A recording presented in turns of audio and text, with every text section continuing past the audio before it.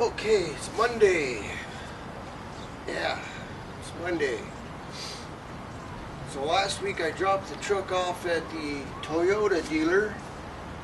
Since it's under warranty, that was my number one reason to take it to the Toyota dealer, is because it's under warranty, right?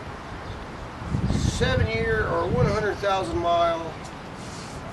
From what my little book says, certified Toyota vehicle, yeah. Well, that was kind of a waste of time, because although they replaced the transmission mount, was the transmission mount really bad? I don't know. I got a little vibration problem. I think that's coming from the driver's side axle shaft. There's the part I was thinking it's got some play in this section where it's at the differential. Let's see here.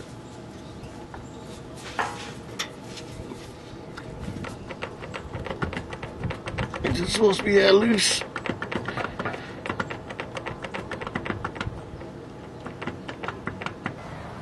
According to the Toyota guy, he says, oh no, that's normal. It's normal to be a little loose like that.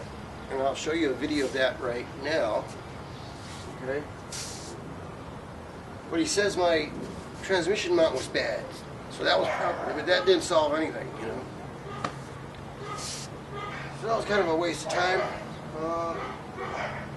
I wanted him to look at the truck bed, because the truck bed is loose. Always on this back mount. Right here. I lift this side up right here. It lifts up under the frame there. The whole fender's moving, but the whole corner of the bed's loose there. Yep.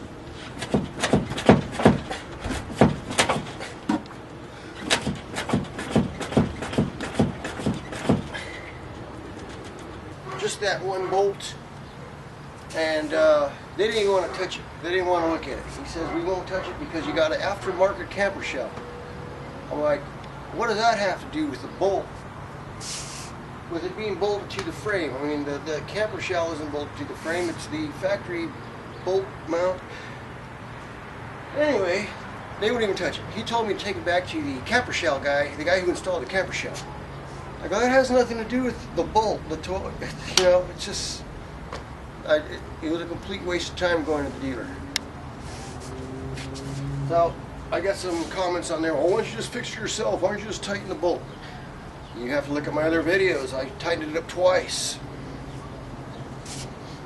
Now there's got to be a reason for it coming loose, because the bolt is tight, it's the bed that's coming loose. I'll show you a video of that. Something's wrong. What's wrong? I don't know. That's for Toyota to find out. That's why it's under warranty. That's why I took it back to them. But that warranty actually means nothing. Zero, apparently. So what did I do? Toyota warranties don't mean nothing from what I can see now, from my experience. But what I did in the back was Saturday. I just added a thicker washer in here to take up the gap. Took the bolt out, lifted this up, slid the washer in there, and tightened it back up. And hopefully this time it'll stay tight. Now, I've had all kinds of comments. People, why don't you just put some Loctite? Why don't you just put a washer? Why don't you know? I figure I shouldn't have to do that. Right? It's under warranty. It's not like I said, it's not like the bolt was coming loose. The bolt was tight, but this thing still had play in it. It was banging around when I could go up and down driveways. So, you know, is this thing cracked? Is something cracked? Something out of whack here? These bolts are fine back here. Alright, one more thing. So what's the solution to this front axle? Or is there a problem with this axle? According to East Coast Gear Supply, there is. East Coast Gear Supply has a video on YouTube addressing this very situation, driver's side axle, front axle. I'm going to order the parts from them and we'll see if it fixes the problem.